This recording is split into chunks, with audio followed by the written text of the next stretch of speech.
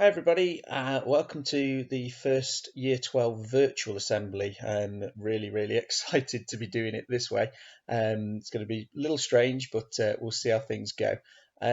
First of all, don't worry, it's not one of my standard wildlife assemblies, despite what you can see on the screen. This is part of a story just to explain why I'm just narrating over a PowerPoint and you're not getting anything slightly fancier from me for this one. The first reason, basically, I need to show you some graphics and some text, so I just want to share that with you. So that was a nice, easy way. Second reason is it's all my little boy's fault. He's been learning to speak over the time we've been on lockdown, and if I show him this picture, which is on our wall at home, he says "tiger" really excitedly. If I show him this picture, he looks at it and he goes "dog," which is really cool. Show him this picture, he goes "bleh, bleh," which we think roughly translates as giraffe. Problem is when I show him this picture now, he says daddy. And as a result of that, I'm not putting myself on screen just at the moment until maybe something's been done about the lockdown haircut. Now, behind the scenes, some of the things we want to share with you. Behind the scenes, there's been quite a lot of work going on. And one of the things that has happened since school closed is we have appointed some co-leaders. So we want to share with you who was successful in that and who will be working as your co-leaders next year. So quick drum roll. And our co-leaders for next year, Eva, Evie, Jamie, Isabel and Dom.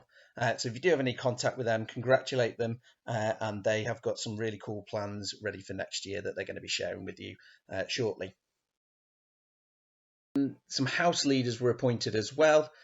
So if you do any work within your houses next year, your house leaders next year are Alika and Molly May for Charnwood, Millie and Jake for Kingston, Razza and Talia for Marchington, Ollie and Kirsten in Needwood, Maddie and Vicky in Rosleston, and Molly and Emily in Sherwood. So similarly, if you get in touch with those, just say well done and look forward to working with those next year. It can be really exciting times when we're all back. Key pieces of work that has been done behind the scenes and was happening before all this craziness occurred was work on a bit of a rebranding of the school in terms of its vision values moving forward. And there was going to be a huge launch throughout the summer about all the vision and values that the school are going to be working towards. And being the most senior students in the school now, you are going to spearhead this. You are absolutely going to be the role models of these vision and values moving forward. So we just wanted to share these with you now so that you've seen them, you've heard about them, and you know what they're all about moving forward. It did strike me as a little bit odd, though, when I first came to think about this, that I would be sharing the vision and values of the school when we're not there. And when I thought about that, I started to think, oh, is this the right time to do it? But then when I thought about what those vision and values actually were and what they meant, absolutely is the right time, because if anything, they've become more important, because these are visions and values that of course will work for our school, but will absolutely hold true for the wider society moving forward anyway. So first of all, the new school vision, and you can see kind of the graphic that you will see a lot more of. You can see the graphic on the left there. And the vision of the school is that one in the centre, one community striving for personal excellence.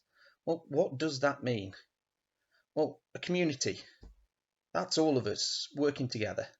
That's potentially you, your peers, your staff, your teachers who are with you, your support staff who are working around you, all those ones who you never see, who are doing a wonderful job behind the scenes, especially at this time, but also parents, siblings, everybody at home, all the extra support that you receive, whether that's through outside agencies, counsellors, whether that's in sporting endeavours or other activities outside of school, a huge range of things. And that is the community, and it only works when everybody's pulling together. Okay, that's the community aspect. But it's not just a community because a community is a nice thing to have. What we're saying is this community strives for personal excellence, as in you as a person will be at your best if you accept the community helping you. You're not out there on your own. You'll never be your best if you strive to just do it by yourself. You're going to have to rely on the support of that community and similarly others around you to achieve their personal excellence, whatever that may be, will also then need you as part of the community supporting that.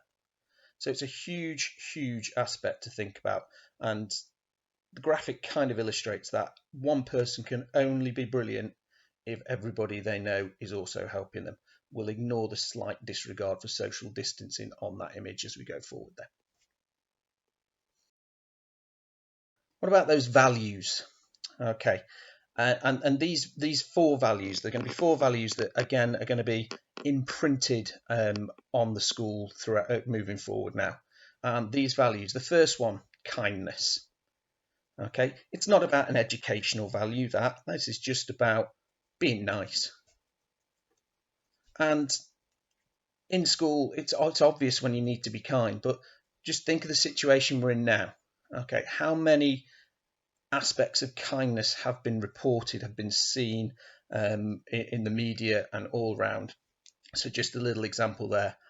People at the start of the pandemic unable to get hold of toilet roll. Here's an example: some young men supplying an older gentleman with some toilet roll because they've managed to get some and he didn't. Okay, just basic, simple acts of kindness. That's all we're asking. Just think about each other and have a bit of courtesy. The worry is we haven't always had that displayed. We've seen too much of this.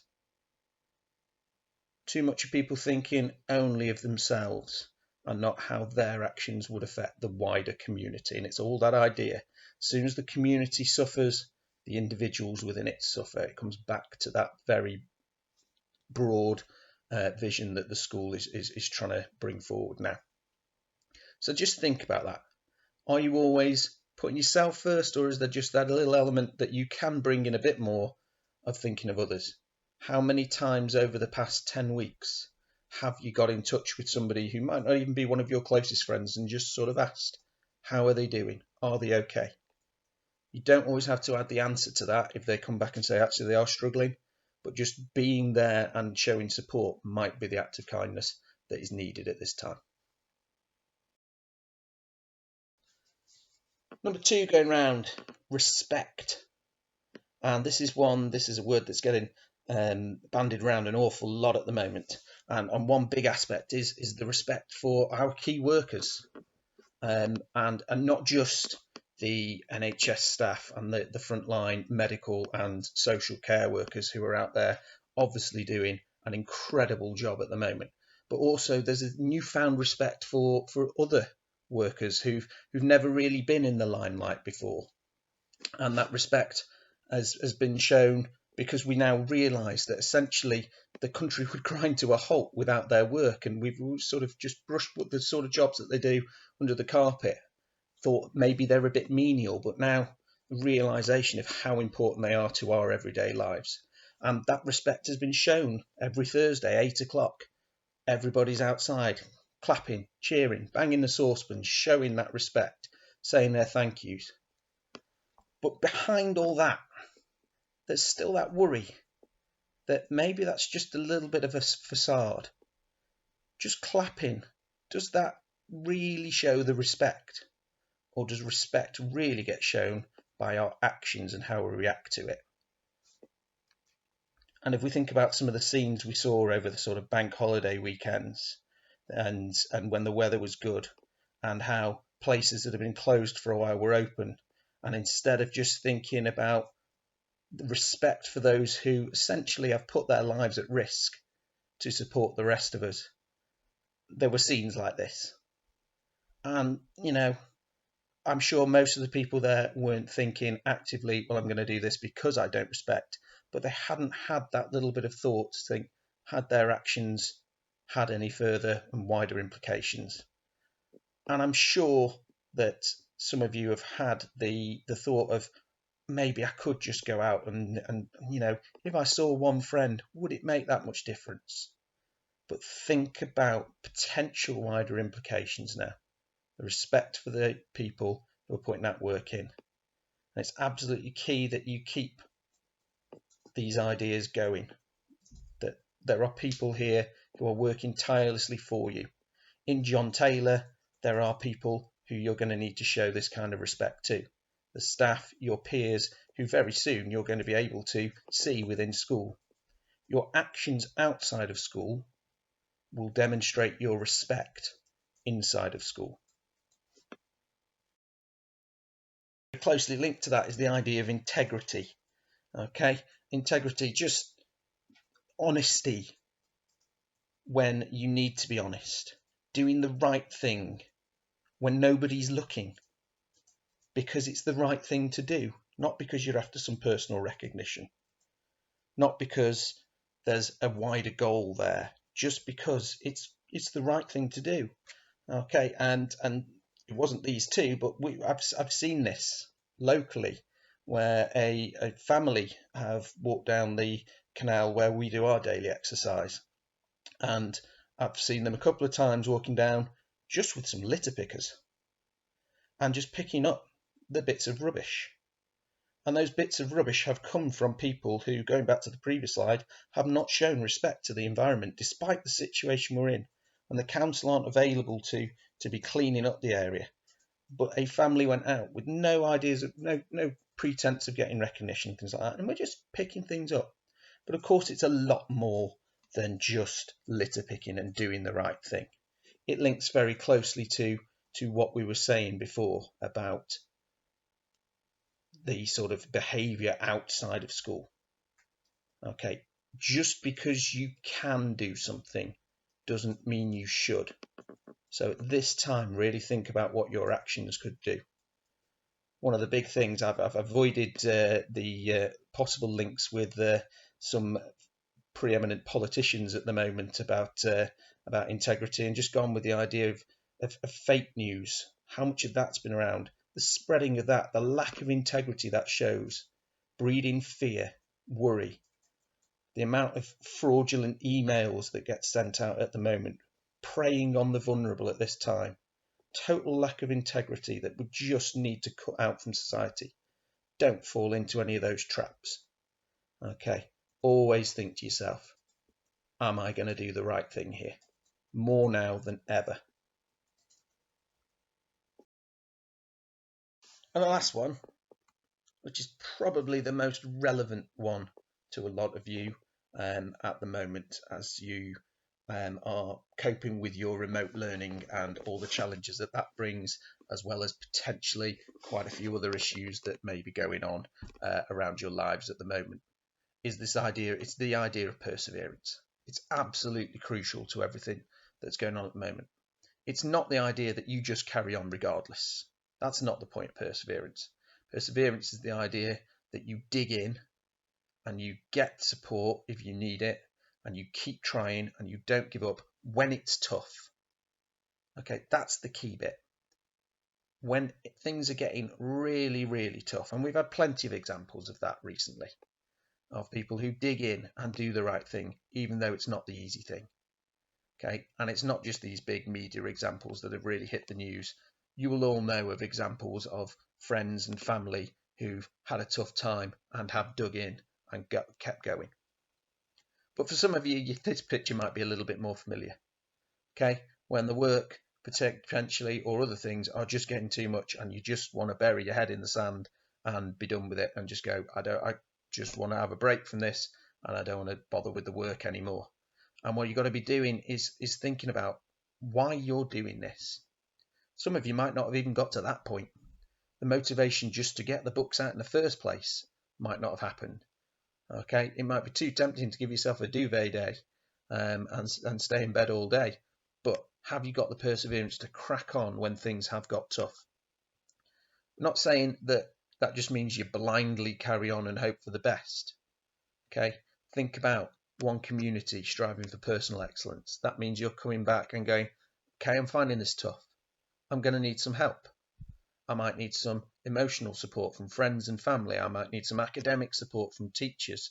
I might need some pastoral support from myself or others in school.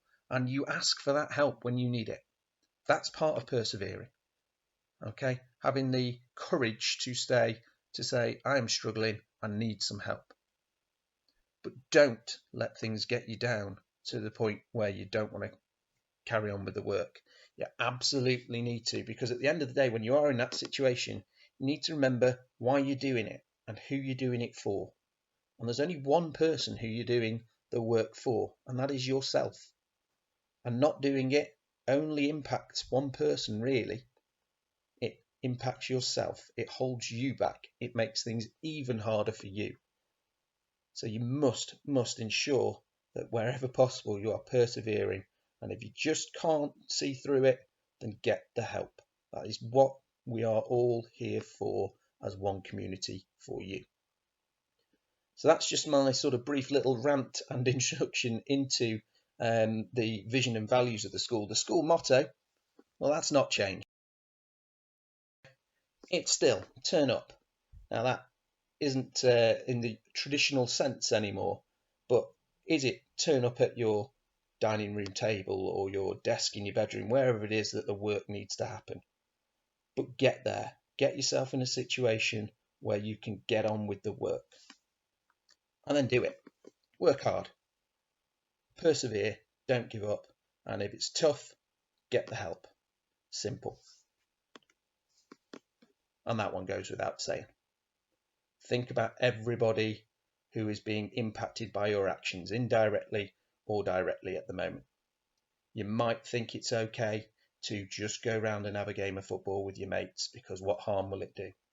But bear in mind, you're about to come into contact with an awful lot of staff and other students at school, and your actions potentially could have an impact there. So just underlining those three, remember at this time, please stay safe. Look forward to seeing you all soon. Take care.